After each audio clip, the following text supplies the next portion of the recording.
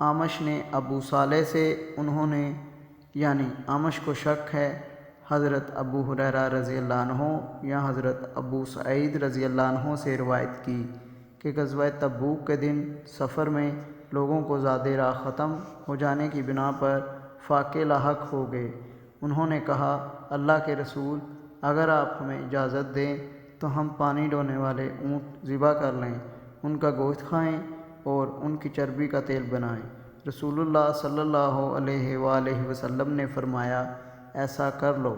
کہا، اتنے میں عمر رضی اللہ عنہ آ گئے اور عرض کی، اللہ کے رسول، اگر آپ نے ایسا کیا تو سواریاں کم ہو جائیں گی، اس کے بجائے آپ سب لوگوں کو ان کے بچے ہوئے زاد راہ سمیت بلوا لیجئے، پھر اس پر ان کے لیے اللہ سے برکت کی دعا کیجئے، امید ہے اللہ تعالیٰ اس میں برکت ڈال دے گا۔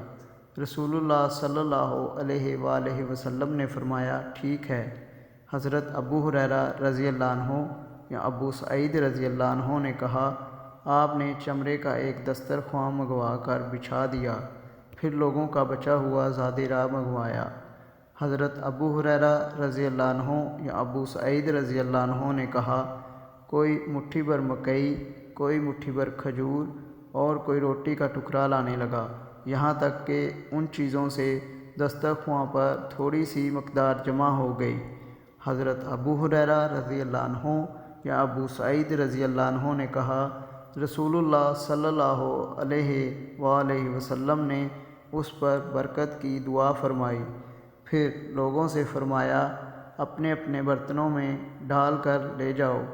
سب نے اپنے اپنے برتن بھر لیے، یہاں تک کہ انہوں نے لشکر کے برتنوں میں کوئی برتن بھرے بغیر نہ چھوڑا۔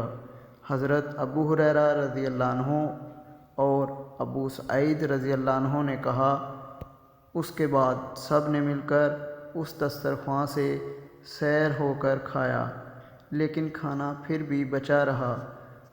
اس پر رسول اللہ صلی اللہ علیہ وآلہ وسلم نے لوگوں کو مخاطب کرتے ہوئے فرمایا، میں گواہی دیتا ہوں کہ اللہ تعالیٰ کے سوا کوئی معبود نہیں اور میں اللہ کا رسول ہوں۔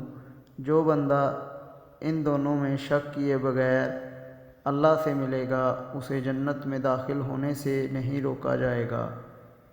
صحیح مسلم حدیث نمبر 139۔